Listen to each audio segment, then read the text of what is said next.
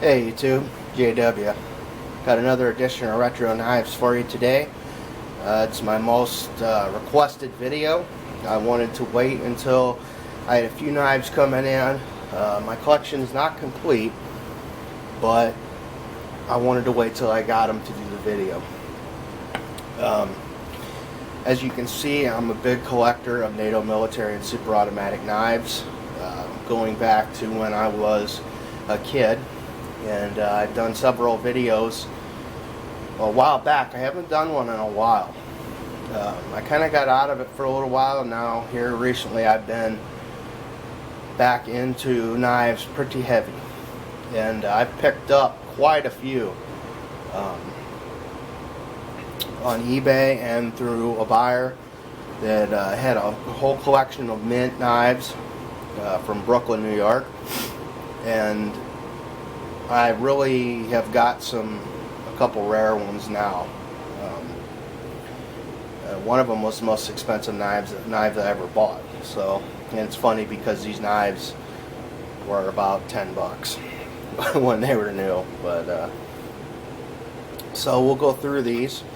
The camo NATO military was the original knife that I had when I was a kid, and I started collecting that I lost when I was a kid, and when I got back into it I really wanted to find it. It took me 2 years to find one, and I finally found this one from Roadside Imports. But I ended up getting this one with the box, mint condition, here recently. And the most rare, arguably the most rare NATO military of all, the chrome bolstered camo. I've got 3 of those. We've got the matching pair here. That's really the 2 that I wanted the most. We'll kind of go through these in order here real quick.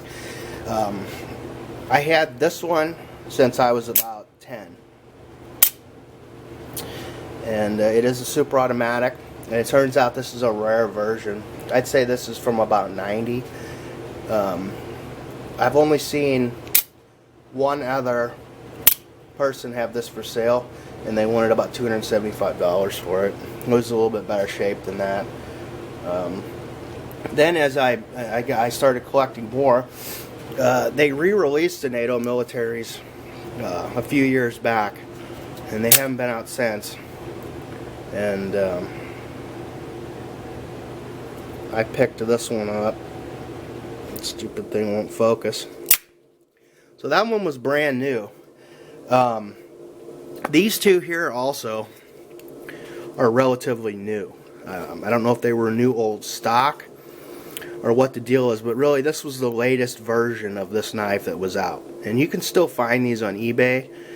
They were made in China, and some of them say raw spray on the blade, so they're still pretty good quality, but they're not nearly as valuable as the older ones. And as you get into collecting these, you figure out there are many different types of these knives, because they really made them for quite a while.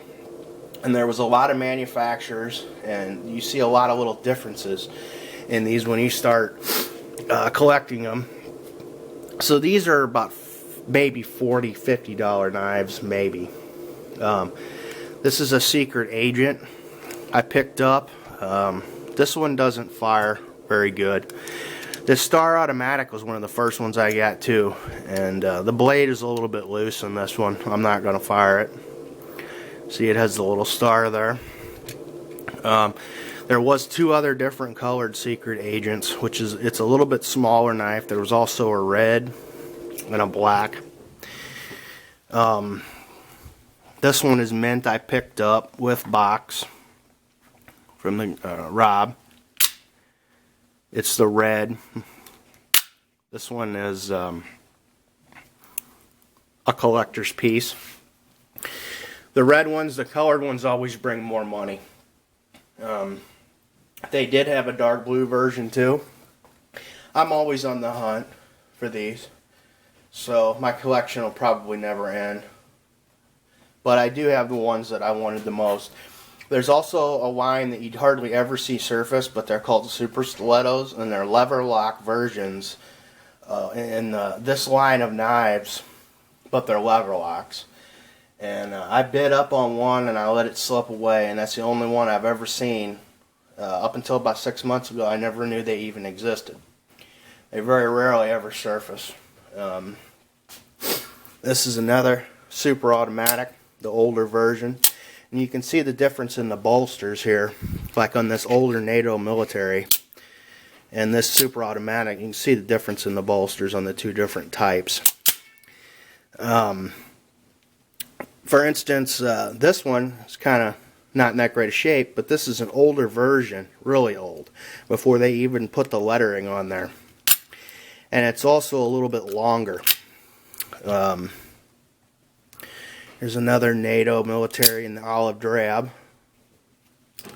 That one off of eBay.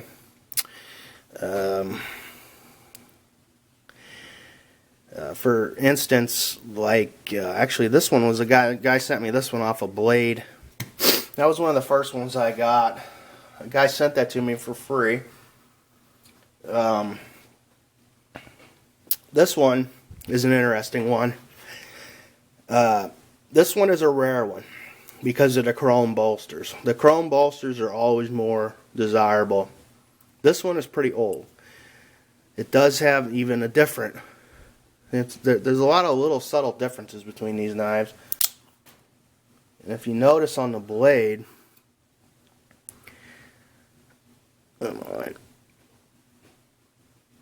it says Youth AC A8. The only one I've ever seen that has that on the blade. Some of them will say stainless steel. Some of them will say Rosspray. Some of them will say Bell, which was made in Korea. It's a Korean-made knife.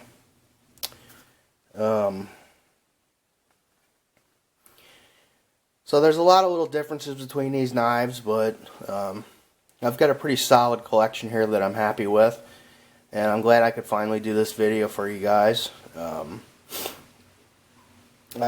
have a pretty good collection here. These are my favorite knives even to this day. I have a huge knife collection, but I've just always liked these knives the best, going back, really, I mean, as long as I can remember. So, I mean, a lot of people, you know, they're novelty knives, they're collector's knives now. They were never, I mean, knives that were good for much of anything, other than maybe stabbing somebody or opening a letter. But I like them, and if the desirability of them is really high right now. I kind of say they're kind of like a Rizzuto Estolado Milano. They were cheap knives, sold them in Mexico. People picked them up back in the day. And this is another design that was heavily in movies and television, even to this day. The Rizzuto and then the NATO Military Springer Super Automatics. For whatever reason, the prop masters really liked using these. And maybe it's because that's what people had because they were cheap, and people had just, you know, the thug carried a knife, the gentleman carried a gun. So knives were cheap, and you know, the thugs had a little cheap switchblade in their pocket. So, but people are getting older, and like me now, who want to get, you know, and collect things that remind them when they were younger. And that's what it's all about in knife collecting, and to me. And before I ramble on too long, I'm going to end this one. But there it is, my NATO Military Super Automatic collection as of February 2014. If you got any questions, post them below. And I appreciate you guys watching. It was another installment of Retro Knives.